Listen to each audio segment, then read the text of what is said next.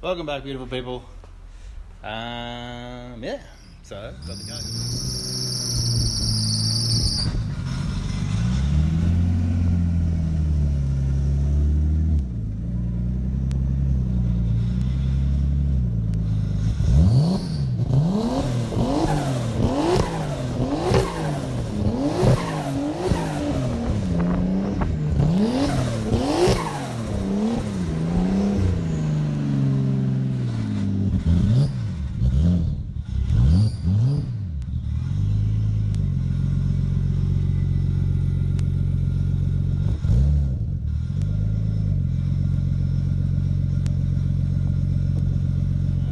Yeah, so got the car tuned.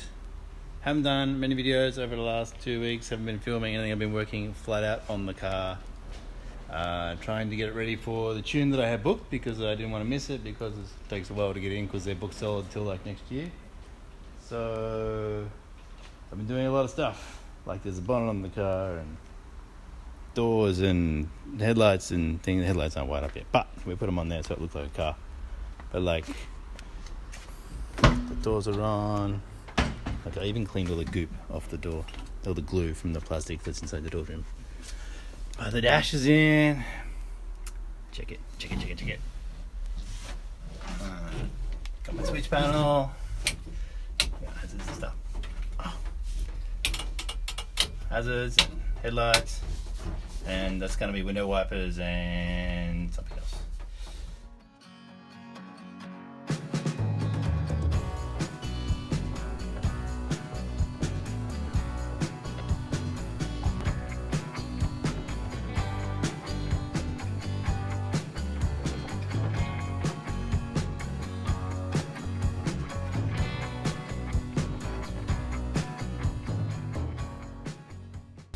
Something else. I was in that much of a hurry to get to the dyno tune, I didn't even have time to make up a proper gear shift boot. I cut a hole in a jumper and just stuck it over the shifter so that my tuner didn't have to sit there in the heat. Trent, it's been nice for him. But yeah, so the dash is in, windscreen's back in, lots of things have happened. I did not get the accumulator connected up in time, unfortunately. I was running out of time and room in the engine bay to fit things, and I didn't want to just shove it all in there and have it look hideous later on, so I'll get to that. But it all works really well. Everything turned up, all the wiring worked first go. Special thanks to Rob and Justin and Liam, friends of mine that helped me out. It's all super neat in the back. So there's all ray cam and military spec wire to the fuel pump all the way. Rubber grommets all sealed. The Optima battery, dry cell, so it doesn't need an enclosure because it doesn't breathe any fumes.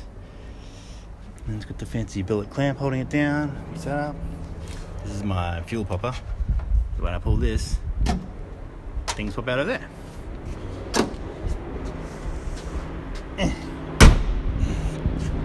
So the tail lights are in because we were wiring tail lights. Well, do you want to see the dyno sheet? Dyno sheet. What happened here? So we got, peak torque was 504 Newton meters.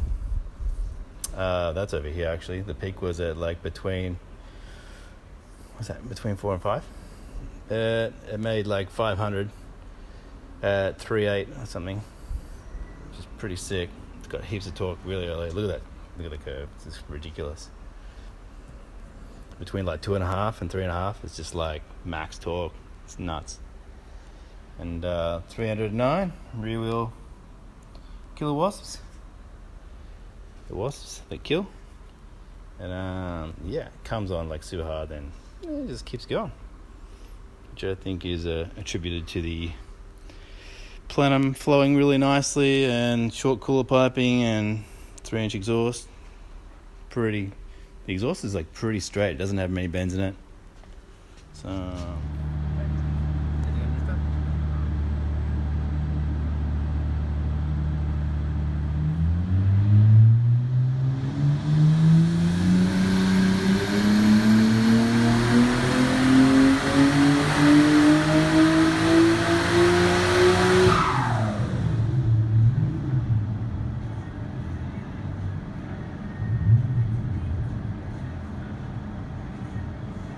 chains in it. Some bit of these fancy bonnet pins, which are like kind of buttons. They click. Oh, they kind of require 2 hands.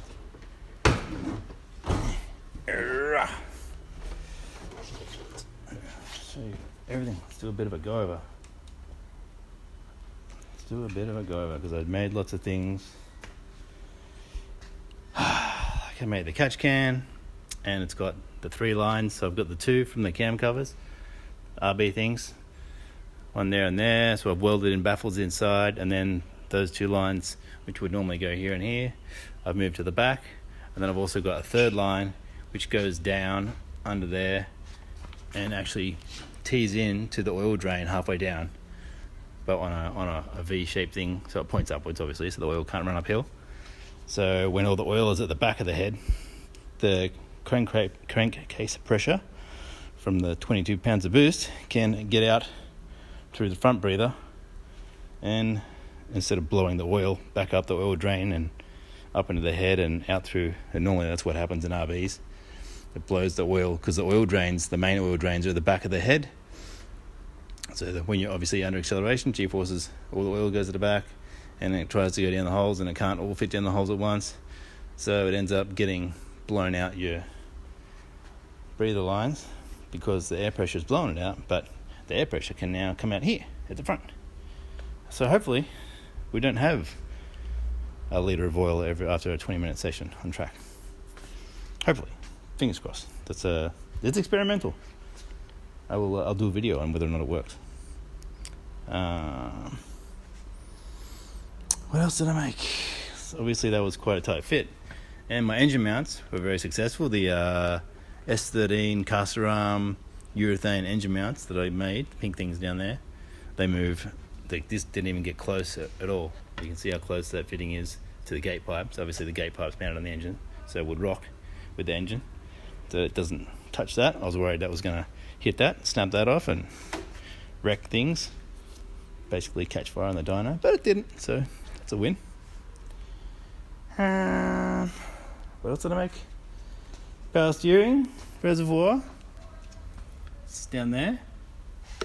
I had to weld on this long necky thing, and then the cap's there, and then because the pump's way down there on my custom pink bracket. But the squealing is because I've got to work on the tensioner. Either that or get a slightly shorter belt, because it won't quite get tight enough. But and then everything started to get really crammed under the inlet manifold, all the oil cooler lines and stuff. Like you can see, where's the zoom in this thing? You can see that oil line just there. That guy there, he's like coming off the side of the motor and doing loops, and then they go around and they're down there, going across under there. Braided lines. They're pretty tight and they're pretty short. So that stuff, like look how short that bad boy is there. This one coming off here, it was like super hard to get on. I pretty much had to unmount the catch can to do it up and then re-bolt the catch can down. But the engine doesn't move, so it's good. It's got like 5 mil of flex in it.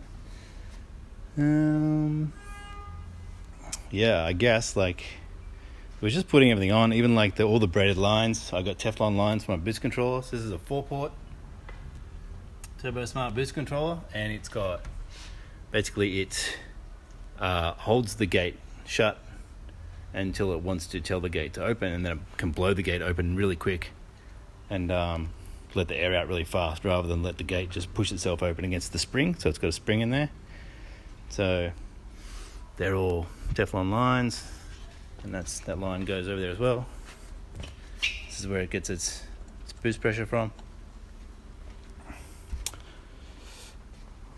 And I think it was tight getting those lines. Like I couldn't get 2 90-degree fittings to go into the back of this thing, because there was no way to do the 90-degree fittings up.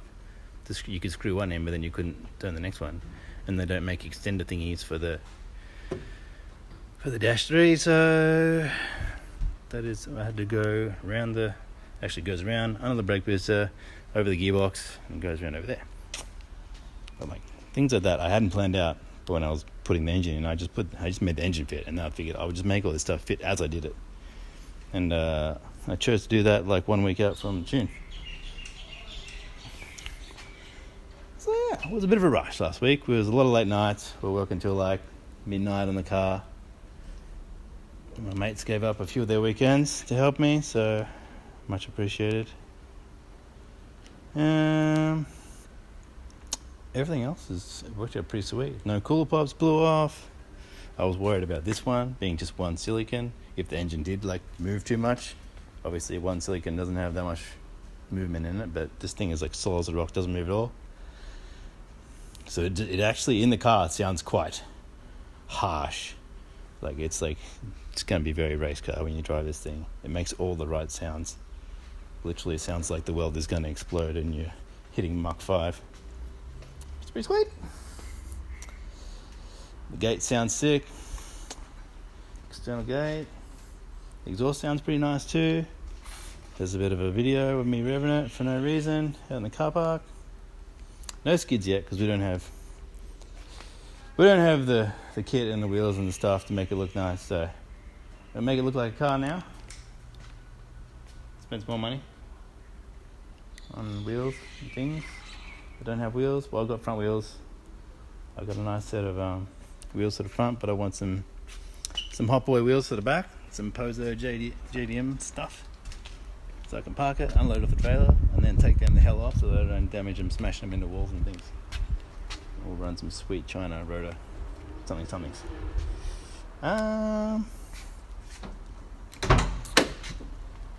Anything else? What else do we have to film? So that's the wiring. Robbie's done a lovely job.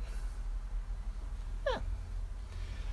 Things work. We've still got to work on some things. The headlights and the clutch pedal actually has from factory a switch on it, so I can run anti-lag.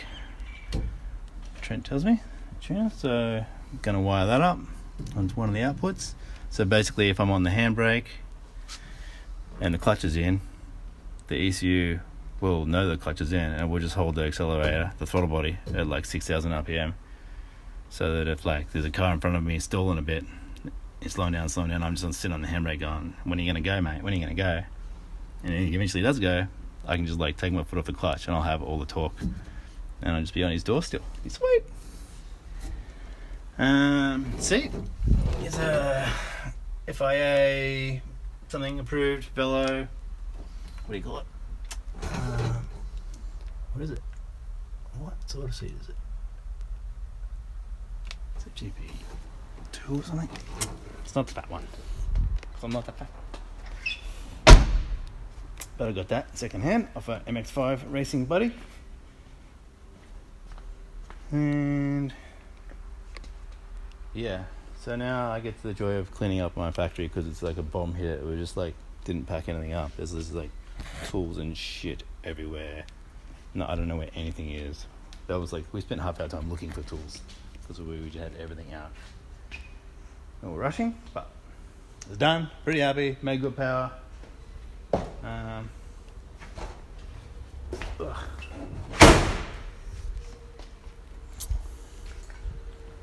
So yeah, let's leave with that. It's pretty sick. Such good numbers. Never had 300 kilowatts of car before in a car on my own. I've only ever had like I think I had 249 on my 180 back in the day, SR20 with an L2 on it, Grady turbo. So this is the first time I've cracked the 300. Got big boy numbers, now I can run big boy tyres, get some 18s on there. Now I can really go fast. Watch out, everyone needs to watch out. Go and get some. Where's the boost? Where's the boosty boost? I wanted to show you the boosty boost. It'll be on another sheet. Let me look for the sheet. This is a boosty boost. This is a boosty boost. It's pretty sweet. Goes up, stays there, doesn't drop off or do anything stupid. Yeah, pretty happy with it. Pretty good. Ooh, does it touch 22? Maybe touch 22. Pretty sweet. So it's not even crazy boost. So should be reliable as hell. The RB. Oil pressure was like high the whole time. So pretty stoked with that. That was a Otaka Garage spline drive gears in the Neo pump, brand new Neo pump. Chucked that in there. Obviously my custom DIY oil pickup and sump worked. I think there is like a tiny pinhole leak when it gets hot. It like drips after like half an hour somewhere, irritating. So we may fix that, we may not. I wonder if I can just weld it while it's in there with oil in it.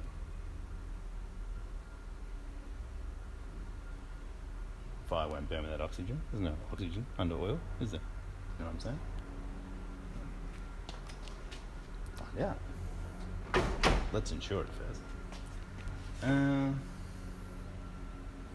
What else? It's leaking. It is leaking power steering fluid because my reservoir is too close to the pump and I can only get like a really short bit of pipe on.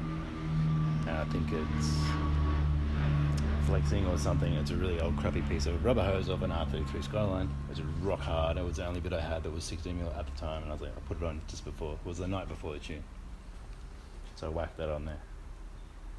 So that leaks, and the belt squeals. So the power steering system needs some redoing. Apart from that, yeah, pretty happy. 1 year. 1 year. We got FD running. Not bad.